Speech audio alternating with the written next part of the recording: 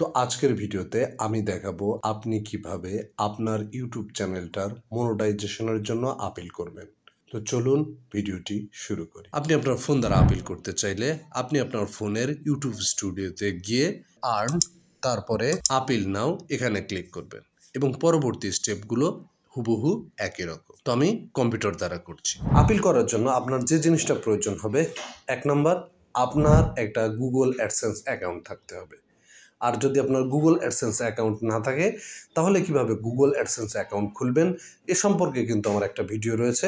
সেই ভিডিও দেখে আপনি আপনার গুগল অ্যাডসেন্স অ্যাকাউন্টটি তৈরি করে নেবেন। তো প্রথমে যে কাজটা করতে হবে, আপনার যে কোনো একটা ব্রাউজারে গিয়ে আপনার যে ইউটিউব চ্যানেলটার মনিটাইজেশনের জন্য আপিল করবেন সেটাকে লগ ইন করতে হবে। আর অবশ্যই মনে রাখবেন যে গুগল অ্যাডসেন্স অ্যাকাউন্টের সাথে আপনি লগ ইন করতে চাচ্ছেন সেটার জন্য আপনার ওই ব্রাউজারে লগ ইন থাকে।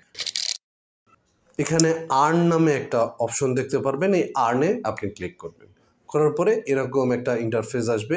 এখানে দেখতে পাচ্ছেন অ্যাপ্লাই নাও, এই অপশনটি আপনি ক্লিক করবেন। ক্লিক করার পরে আপনি 3টা স্টেপ পেয়ে যাবেন, প্রথম, দ্বিতীয় এবং তৃতীয়। প্রথম এবং তৃতীয়টা আপনি ফিল আপ করার পরে অটোমেটিক্যালি তৃতীয়টা আপনার ফিল আপ হয়ে যাবে। তো চলুন 1 নম্বর স্টেপটা কিভাবে ফিল আপ করবেন দেখে আসি। দেখেন 1 নম্বর স্টেপটা একদম সহজ। জাস্ট এখানে ক্লিক করবেন। ক্লিক করার পরে এই যে অনেকগুলো রুলস অ্যান্ড টার্মস আসবে, এগুলো জাস্ট আপনি পড়ে নিতে পারেন, আর না পড়ে নিলেও সমস্যা নেই। আপনি স্ক্রল ডাউন করে একদম নিচে চলে আসবেন। আসার পরে I accept the best terms এটাকে ফিল আপ করে দিয়ে অ্যাকসেপ্ট টার্মস এখানে ক্লিক করবেন। সাথে সাথে কিন্তু আপনার প্রথম স্টেপটা ফিল আপ হয়ে যাবে। এই যে দেখতে পাচ্ছেন ডানটা কিন্তু কমপ্লিট হয়ে যাবে। এখন আসুন দ্বিতীয় স্টেপ, এটা কিন্তু খুবই গুরুত্বপূর্ণ। তো দ্বিতীয় স্টেপটা কিভাবে ফিল আপ করবেন চলুন দেখে আসি। স্টার্টে ক্লিক করুন। স্টার্টে ক্লিক করার পরে এরকম একটা ইন্টারফেস চলে আসবে। তো এইখানে ক্লিক করুন। করার পরে 3টা কিন্তু অপশন পেয়ে যাবেন। Yes, I have an existing AdSense account for YouTube or AdSense account, অর্থাৎ আপনার একটা ইউটিউব অ্যাডসেন্স অ্যাকাউন্ট রয়েছে, থাকলে প্রথমটাতে ক্লিক করবেন। আর যদি না থাকে, no I don't have an existing account, অর্থাৎ আমার কোনো গুগল অ্যাডসেন্স অ্যাকাউন্ট নাই। এবং তৃতীয়টা আই ডোন্ট নো, অর্থাৎ তৃতীয়টা আমি জানি না। তো আমি কিন্তু ভিডিওর প্রথমেই বলেছিলাম যে আপনার একটা গুগল অ্যাডসেন্স অ্যাকাউন্ট আগে তৈরি করে নিতে হবে। যদি তৈরি করা থাকে তাহলে আমি প্রথমটা সিলেক্ট করে দেব। Yes I have an existing AdSense for YouTube or AdSense account, এখানে জাস্ট ক্লিক করবেন। এরপরে কন্টিনিউয়ে ক্লিক করুন। কন্টিনিউ করার পরে আপনার যে গুগল অ্যাডসেন্স অ্যাকাউন্টটা রয়েছে সেই গুগল অ্যাডসেন্স অ্যাকাউন্ট যদি এখানে শো করে থাকে তাহলে সেটা সিলেক্ট করে দেবেন, অথবা যদি এখানে না দেখতে পারেন তাহলে ইউজ অ্যানাদার অ্যাকাউন্ট এখানে ক্লিক করেও কিন্তু আপনি সেই অ্যাকাউন্টটা লগ ইন করতে পারবেন। তো আমার এখানে লগ ইন করা রয়েছে, আমি আমার গুগল অ্যাডসেন্স অ্যাকাউন্টটা জাস্ট লগ ইন করে নেব। এখন কিন্তু আপনার গুগল অ্যাডসেন্স অ্যাকাউন্টের সব বিবরণী কিন্তু আপনি এখানে দেখতে পারবেন। সব কিছু ঠিকঠাক থাকলে আপনি কন্টিনিউয়ে ক্লিক করবেন। এরপরে আপনি আপনার ইউআরএলটা দেখতে পারবেন।